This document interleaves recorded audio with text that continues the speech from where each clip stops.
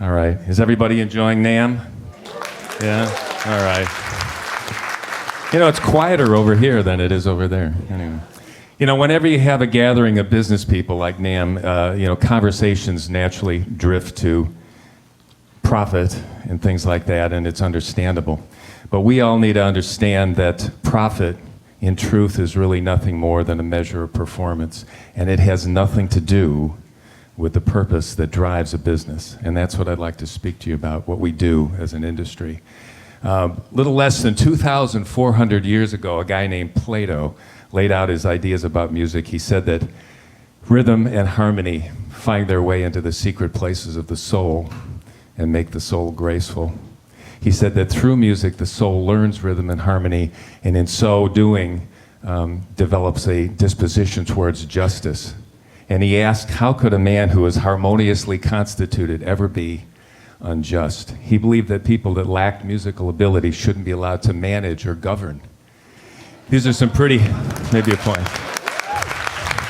Well, he thought artistic endeavors really enhance the ability to govern people. It was amazing. Anyway, these are some pretty grand ideas if you can connect them to what we do as an industry. You folks don't sell industrial solvents and ball bearings and tires for the minivan. You sell the ability to create. You provide people with the means to express themselves, and in ways, for some, that will be absolutely profound. You give people memories and experiences that will be the high point of their lives. Far too many people spend the entire day sitting in a gray cubicle living what a guy named Thoreau called a life of quiet desperation. And when they come home, the first strum on that acoustic guitar, the first blistering lead out of that half stack is the high point of their day. You sell dreams, you sell hope.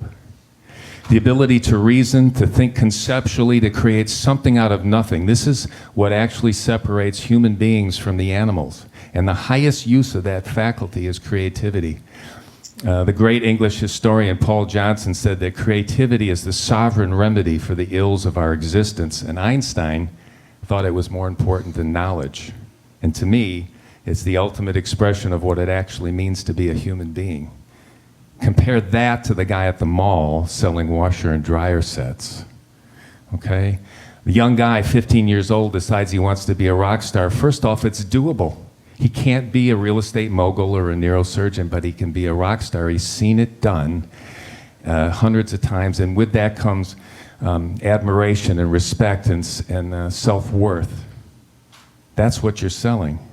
Young girl walks out onto the recital stage and faces down that audience of strangers and her fears, and she plays the song she selected beautifully, and the audience applauds. And that applause validates all the time she spent studying, all the hard work, all the sacrifice, and maybe even the pain to get there. It validates her talent and her life, and further instills a sense of courage that lets her take on anything life gives her. What you do is so important to your customers and your community. It's just phenomenal, the potential effect in it. So I would ask you, when you go back to your stores and your offices and your factories, try to remember what it is that drew you into this business. Where did the passion come from that made you dedicate your life to this? And think about some of the amazing guitars you've owned and ask yourself, did you ever even once buy one of those instruments because it was at a price point? Or did you buy it because the very thought of living without it was simply too excruciating to endure?